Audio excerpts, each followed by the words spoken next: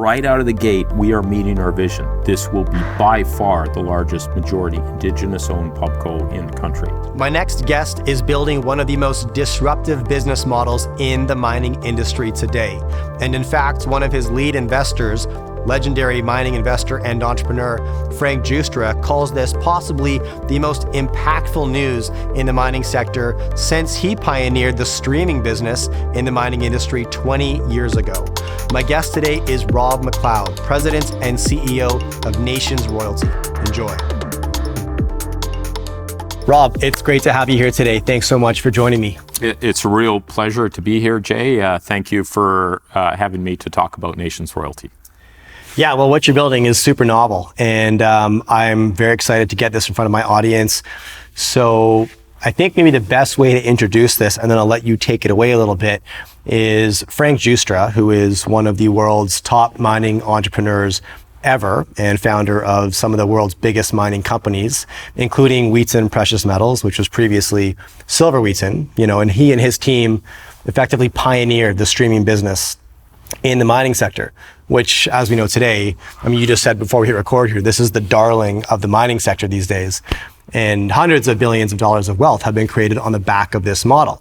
And he's come out and said the model in Nations Royalty could be as impactful as that 20 years ago with Silver Wheaton, which is a remarkable statement. So let's lead in with that. And if you could introduce the Nations Royalty business model at a high level, and then I'll just start pulling on threads. Yeah, thanks, Jay. And Frank is right in terms of this concept. And in fact, his response to me when I first introduced it to him, first he couldn't believe it, that these royalties were available. And he said, this is the freshest thing I've heard in the royalty space, let alone the mining space, in years and years and years. So what the concept is the royalty space is, you nailed it, it's very successful, but it is a saturated space. There are very few third-party royalties that are available for particularly new startups to grow. Occasionally a new royalty company will buy a basket from a private equity group, right, and then roll out. But then they're kind of stuck. If there are new royalties that do become available, it's very difficult for the startups to compete with Franco and Royal Gold and Silver Wheaton because they trade at such a premium that they can typically outcompete for new royalties as they become available. But the concept for Nations is to tap into the last untapped royalty space out there, and that's Indigenous-owned royalties, starting in Canada. You see, in every new mine that's gone into production in the past 30 years, including some that are older, they have only been permitted with consultation with Indigenous people.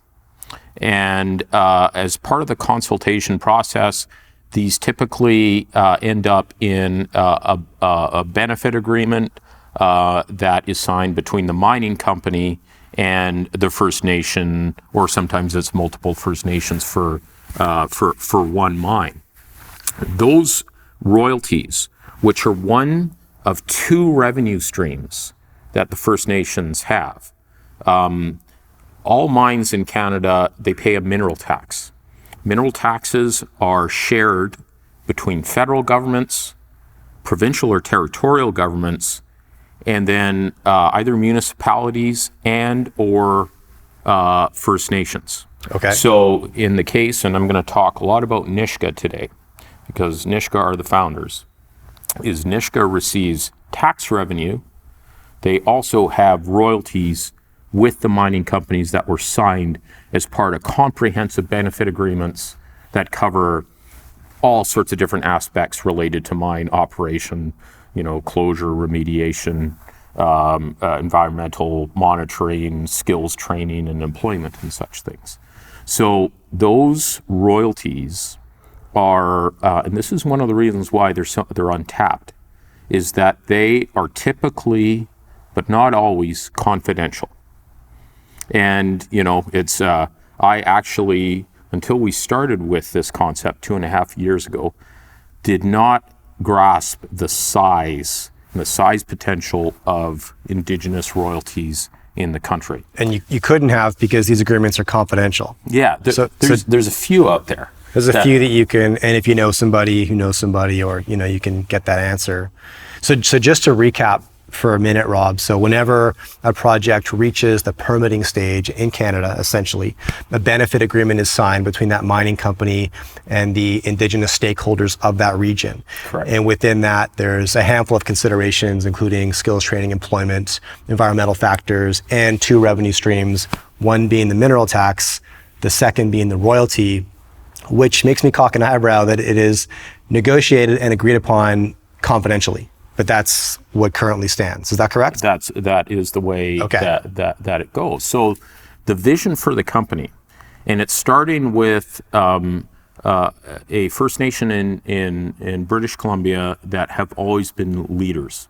They're called the Nisga'a, and their lands are in the Pacific Northwest, in the area that us in the mining space call the Golden Triangle. Yeah. And they have 5 royalties on projects that are in development, construction, or operating. So it is the ideal foundational portfolio of royalties to start this vision, where First Nations across the country will vend in their royalties for shares in Nations royalty. In Nations royalty, they'll vend in their royalty for shares. So the obvious question, I suppose, at this point is, why is it in their best interest to do that, right? They're getting a royalty already as part of that benefit agreement, but there's a disparity between what they're receiving and what the market would value that royalty at. Is that correct? Yeah, that is correct. And first of all, Nations royalty might not be the best route for many First Nations, but it is a way for, and in the case of Nisga'a is a prime example, it's actually diversification and de-risking the value of that royalty. You see, royalty companies that are trading out there, of course, the full discounted value of that royalty over time it can be carried forward to today, and they can either trade to a net asset value. And in the case of the big 3 royalty companies out there, they're trading at 2 times PNAV. A lot of companies like Cisco, Gold Royalties, and others that have substantial and quality royalty bases, they can trade above a 1-to-1 PNAV. So why would investors pay for certain ones? Or, royalty companies it's such a great business model, because if you want exposure, and a lot of us are gold bugs, a lot of Indigenous people are gold bugs too. It's interesting. Is you can get exposure to increases in commodity prices by playing the royalty companies much better than the mining companies that, for many of us that have been suffering investors, is that often a lot of things can go wrong. And you're subject to rising input costs and inflation, et cetera, protected from that with the royalty agreement, because your variable costs are static. Yeah, one of the sayings in the business is the biggest risk in royalty companies is you lose your check on the way to the bank. So it's versus the hundreds of things that can go wrong in the mining space. Right. And so, but in the case of Nisga'a and many others, you can diversify by carrying that royalty forward and getting the value for that today. It's also a way to diversify, say, commodity risk. A lot of First Nations might have, Nisga'a have 5 royalties. Many, probably most in the country, would just have 1. And it could be, different volatile commodities, or maybe older mines that are approaching the end of their mine life. Sometimes they stop and they start.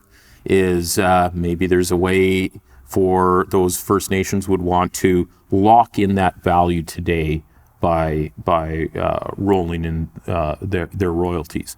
Or there's a lot of projects out there that have been around for a long time, but still have valuable royalties attached to them, and they're not developed yet. And so, like, for example, there's like some big copper and zinc deposits that are up in the Yukon that, maybe they'll go ahead, they probably will at some stage in the future, but there's a way maybe to lock in the value today versus because they're not getting any cash out of them. So some of the larger optionality properties are like that. And in the case of Nisga's portfolio, they have what is actually one of the foundational royalties or foundational projects that if you listen to guys like Pierre Lassonde, he says, in order to be successful, you want to have tier one projects that go for decades and decades and decades. And they have a royalty on a deposit that's actually fairly controversial in the mining space because it is the largest fully permitted copper gold deposit in the world. It's crazy. It's over 100 million ounces of gold. Just 2 weeks ago, they updated their mineral resource estimate and they casually throw in another 6 million ounces of gold and over 3 billion pounds of copper. It is staggering. They have started development. They're not in full development. Seabridge is working on a partner, which, I believe could be happening pretty soon. Okay. But they have financed, building camps and power lines and a lot of the early works so they can really hit the ground running when it goes to full development. With Sprott Royalties and Ontario Teachers purchased a silver stream and a 1% NSR for $400 million US. And so that's how much has been spent on that project. But it's one of the big optionality plays where a lot of that value is going to really start paying in 10 years from now. But you can bring all that value today and de-risk. So in the case of Nisga'a, they're going to get the mineral taxes anyway. Right. If the mine doesn't go ahead, they still get value for it. So similar type of projects, and there's quite a few around the country. First Nations might want to, say, de-risk that project by vending in some or all of it. There's different types of royalty companies out there. There's precious metal focused ones, and then there's diversified royalties like Altius is a really successful example. We will be taking the diversified royalty approach. Okay. Nisga's portfolio of royalties is ideal as a foundation because it's evenly split copper to gold. It's about 50% of each. We have built a matrix of different types of royalties that we would or different commodities like precious metals at the top. And there's all sorts of different types of royalties out there. Top line NSRs are the best, certainly if they're cash flowing. Yeah. But we are going to look at pretty well every commodity and honestly, with the exception of thermal coal and oil and gas, because this is also going to appeal to ESG funds, and particularly out of Europe. Yeah. And often you start mixing in commodities, rightly or wrongly, that they do not have a mandate to, is that they would not buy it. But, it'll be up to the board of directors for sure, is to vend in, like a lot of the, say, take the James Bay Cree, they have these long life, like decades and decades royalties that are on some of the big hydroelectric projects there. Okay. And you look at that too? That's a direction because that, especially early on, Sure. that, we can boost cash flow, because our ambition is within the first year, we want to get to, and we're almost there with Nisga's portfolio alone, to start paying dividends. Rob, I just have to ask, I don't want to get too far ahead, because this is the last untapped royalty market available, as you said, right? How did you determine that it was? Because these agreements are confidential. They're not open to the public, right? Yes. I could not read about this in any public forum. There's no press releases to that effect. And so how was the bridge made between present value and potential value? So, well, it starts with a story. It starts with relationships. It actually goes back quite a long way. You see, Indigenous people in Canada were only given the right to hold elected office at various levels of government after World War II. like that recent, within people alive today, could not run. Right. I'm a third generation miner. I grew up in the mining town of Stewart, BC, which is on the Alaska border in Nisga'a territory. My dad was an underground miner, and he was big in the trade union movement in the 1940s. In the predecessor to British Columbia's New Democratic Party, which is on the left side of the political spectrum and supported by unions, my dad was a backer. And he ran the campaign for one of Canada's greatest Indigenous leaders, a man named Frank Calder, later Dr. Frank Calder. My dad ran his campaign in 1949, and he was the first Indigenous person ever elected to any legislative body in Canada, serving as the MLA for the Atlan riding, which included my hometown of Stewart, the Nass Valley communities where the Nisga'a are from, and actually extended all the way up to the Yukon border. Mr. Calder served all the way until 1979. I remember being a little boy growing up in Stewart, and Mr. Calder would come in, and I knew he was a big, important guy, and my dad was mayor of Stewart. And they, incidentally, they kind of went over to the right-hand side of the political spectrum later on in their career, as some do. But they worked together, didn't matter that my dad was a white man and he was Native. They worked together for the common benefit of Northerners, to lobby government for infrastructure and services and the like, working together. And so that was an inspiration for me in terms of how you work with Indigenous people. My previous company that I was CEO of was called IDM Mining. We had a project called Red Mountain, located outside of Stewart. We went through the permitting process, received our permits, and negotiated a benefit agreement with Nisga'a. Prior to that, learning kind of the lesson from my dad and my uncle Don, who was also an active explorer in the Stewart area, we brought on a lot of Nisga'a people, particularly youth, and train them in mineral exploration. We trained them to be diamond drillers, underground miners, geological assistants. We brought them into our head office in Vancouver. You hear a lot of big mining companies that are like, oh, we're all about the Indigenous people. One buddy of mine who worked for one of the big ones here, I asked, how many First Nations do you have working there? None. And so setting that example, be the change, build capacity. I didn't lobby the leaders. I built the relationships from the bottom up, and the leaders noticed that. Okay. And so that helped to build a foundation for what was a very good mutual benefit agreement. And then our company was acquired by Ascot. IDM was. Yeah. Who had the Premier project. Yeah. And that was sort of the start. I maintained a friendship with Nisga's leadership. President Eva Clayton and Chair Brian Tate, Secretary Treasurer Charles Morvan. And the whole genesis of the company started when they were in town, so I was like, let's go out for supper and just visit. And I asked them, you must be getting some nice royalties out of one of the mines on their lands. It's one of the largest underground gold mines in Canada. It's called Brucejack.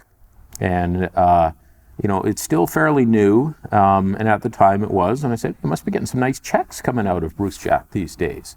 And at the time, there's a lot of chatter about that it was run by Pretium, that they're going to get acquired. And the chair said, yeah, I think last year we got like $1 million. And I said, oh, that seemed a little light. How much are your royalties worth? Because you have a bunch of them. Mm-hmm. And he said, well, last year we got $1 million. We don't know what they're worth. Okay. And I said, well, there's value to them, even if the mines aren't producing. For example, there was all these big royalty companies like Oh, yeah. Franco-Nevada and Wheaton. Hungry for... And that they, you know, there's no royalties out there. And you know what? Probably if you took all your royalties together, it might be worth something. And so, okay, that's pretty interesting. I'm like, it could be all worth five millions. of the... Yeah. All five of the royalties. Yeah. And so, you know, I'm a geologist by training. I've never worked for a royalty company, but a pal of mine, Matt Zablosky, who is a portfolio manager for a group called Delbrook Capital here. He's got a team of analysts, and called him up and said, "Hey, do you know how to calculate, like, you know, royalties and what they would trade at?" And so, working with him and with our partner Ryan Waymark, who's a chief investment officer, we cranked the numbers, and it was hundreds of millions of dollars. Right. And so we went back and like, if this was in standalone, just Nisga'a Royalty Co., Yeah. it would be worth, you know, way more than what you're getting in cash today. 100x, yeah. And so, you know, and had to go through and explain why. And then it was President Eva Clayton said, "Hey, it'd be pretty cool. Maybe we can get Tahltan involved to the north because they have a partnership. And the they Tahltan have people have more benefit agreements, more royalties. yeah. And then the idea was, what if First Nations people, Indigenous people in Canada, from coast to coast, pooled their royalties together? We started building a database. Yeah, how big is that market? So within our database, we have, and this is proprietary, we reverse engineered a lot of these. We do have contacts. Some have been disclosed in different areas. Over 120 different target royalties. Okay, that's within the database, the last year that we have numbers for is 2022, and $237 million were paid out just on the royalties that we have within our database. That's what was paid out. That's what was behind paid this confidentiality wall. That's what you're able to determine. That's correct. Okay. All right. And so it's likely much higher than that. It's likely much higher than that. Because there are some that we simply don't have or Didn't get eyes on yet. Yeah. And so the size of the prize is very substantial. And so even if you can get a smaller percentage of those royalties under the same umbrella, you would have a substantial top 5 royalty company out there, we believe. If revalued within a public vehicle. Correct. Now that's kind of a cool legacy. If I understood this correctly, your dad essentially assisted with the first Indigenous Canadian elected politician. Correct. You are now assisting with the first Indigenous majority-owned public company in Canada. Yeah, and it's, you know, I'm not sure if it is the first, but it is the largest. It's there's last fall there was Indigenous Day at the TSX, and there were like 2 companies that have a small minority component that is owned by Indigenous people. Sure. You know, Indigenous people make up 6% of the population of the country. And there's nothing more obvious that they have been, you know, excluded from capital markets for a myriad of reasons. It doesn't matter the reasons. We're actually making the change. One of the key tenets to the vision of this company is to build capacity for Indigenous people to be part of capital markets that guys like you and I have enjoyed throughout our careers. And important to note that this is not some government initiative, some subsidized endeavor. It's quite frankly smart capitalism, right? It is, you know, coming back to Frank Justra, and he connected with Nisga's leadership, going up to the Nass Valley, speaking in front of their executive, which is a beautiful legislative hall. Yeah. Telling the story about Wheaton. And, you know, saying, hey, we are going to work together. I am going to help you with all my contacts and all my experience build a great company. But right out of the gate, we are meeting our vision. This will be by far the largest majority Indigenous-owned pubco in the country. Right. And it is hopefully going to be a beacon for other First Nations to say, hey, we can access capital markets too. There's so much opportunity there, and we want to really do something right. And for Nisga'a, they've been leaders in many things. Frank Calder had a bunch of challenges to Aboriginal rights and title in Canada previously, and still we're governed under the Indian. Aboriginal people are governed under the Indian Act here. It culminated with, out of over 200 First Nations in British Columbia, they were the first to sign a modern treaty. And their vision is admirable. They still receive transfer payments from the federal government, like most municipalities and First Nations do. However, they don't want to be beholden to the federal government. They want to be fully self-sustaining. Yeah. How do you do that? You build big businesses. To quote their Secretary Treasurer Charles Morvan, they want to have $8 billion under management. Okay. How do you do that? The Nisga'a Nation does. That's just Nisga'a. Yeah. And they're going to get there. They have other ambitious plans, including, an LNG terminal, working with other First Nations. The entrepreneurial aspect is so untapped for Indigenous people in Canada, and we believe we can do a small part through capacity building to put Indigenous people in a position to succeed in the volatile world of capital markets. Right. So, volatile and very effective Canadian capital markets. Very effective vehicles. Yeah. Yeah, and it's, but you want to raise venture capital for an idea. Any of us, first thing we'll go list on the TSX or the CSE or the venture exchange. Yeah. And so, getting more Indigenous people that experience to make contacts, to meet guys like you, to meet investment bankers, to meet portfolio managers, to build those relationships that will allow them to succeed and hopefully continue to spread out. I'm a white man. I am interim CEO of Nations Royalty, and interim is key because this company needs to be led by an Aboriginal person. The board is going to be majority Indigenous owned, and hopefully fully. Okay. I actually just received Nisga's, and we will be announcing fairly soon, their board nominees. We have recently retained a Nisga'a chief financial officer and corporate secretary. Both are rookies. But in the back, Frank Justra and his partner Gordon Keep's back office is where there's a bunch of other, dozen other companies under management. They are going to be brought in, and this is part of the capacity building. How do you be a corporate secretary? Well, you mostly learn through experience. You learn how to do the public filings and CDR and AGMs and private placements and all that sort of stuff. So we are committed to that capacity building component to really again set the example. Frank's been a very successful mining entrepreneur and other businesses. Most of the past decade, he's been dedicating himself to philanthropy. This is where it's not philanthropy. This is business. We're going to generate great returns for investors, but it's the spirit of philanthropy, which is doing the right thing for people that might be disadvantaged. Sure. And as part of the economic reconciliation, which is and you'd ask the question, is there any government help? Nope. We have government cheerleaders, but we don't. That's great. We don't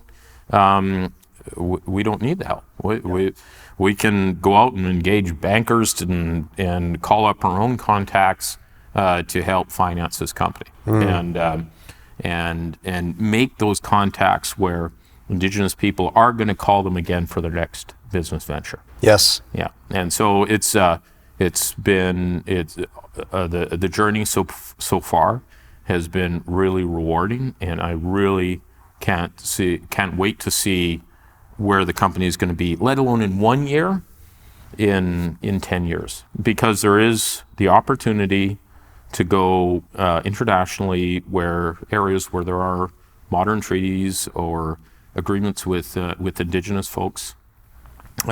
Alaska, for example, which settled their land claims back in 1971, big deposits, like the biggest zinc mine in the world, Red Dog, is on Nana Corporation lands, which is an Alaska for-profit corporation.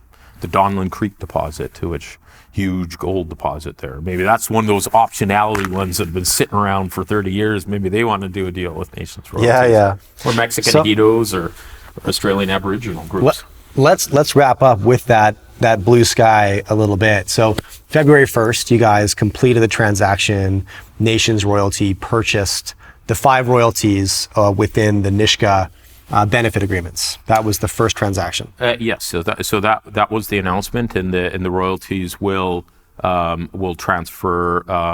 They're actually not fully transferring. We're setting it up as a way that's called a back-to-back royalty. That's just more mechanical, but it keeps the benefits agreement fully intact between Nisga'a and the mining company. Yes, and it's the economic provision as Nations Royalty being the third member. So that will happen on closing and on listing anticipated in March.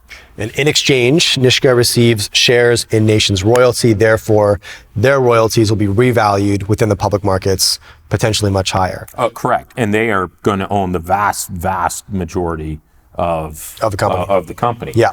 And then as you expand, like say Taltan, for example, and their agreement, same process, right? And then you continue this process across the country. I think you said 120 agreements-ish. Yeah. Okay. And you know, and some are small, but like it has been remarkable the outreach that, and we haven't really marketed the story that much, you know. No, it's been quiet. It's been pretty quiet.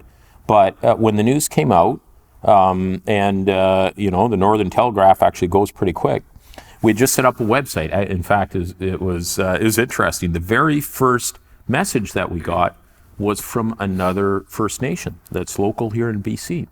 They happened to be negotiating a benefit agreement and a royalty for a large project, and don't know a lot about it. First Nations trust other Indigenous people, and so they're like, hey, maybe can we chat because we're going into this, and we also want to be a company that can work with First Nations to make sure they get their fair share. Yeah, you know, it's you know, being from a small mining town where you ride the ups and downs of the industry, it's often the communities and the Indigenous people that have a bulk of the downside risk. If a mine shuts down or goes bankrupt, and some of the environmental issues, it's, you know, hey, they're the ones that often have to bear the results of failure. They should also have the opportunity to take advantage of the upside and all the wealth that mining can create. There's some, but there is much more room for growth in that end. And the more skin in the game that Indigenous people have in Canada, the more successful our mining industry is going to be. It's going to be 100%. a win for Indigenous people, of course, and it's going to be a win for our industry. I love what you're doing, and I love that you've uncovered this massive opportunity. And you mentioned there's a philanthropic angle to it. You know, there absolutely is. The best philanthropy is building good business where all stakeholders benefit, right? Especially if you can do so without the dependence on any sort of government help, which you're doing. So I love the model. Rob, thanks so much for joining me today and introducing it to myself and my audience. Yeah, well, it's really appreciate your interest, and watch what is going to be a real paradigm shift in Indigenous business and the royalty space. I love it. All right. Thank you, Jay.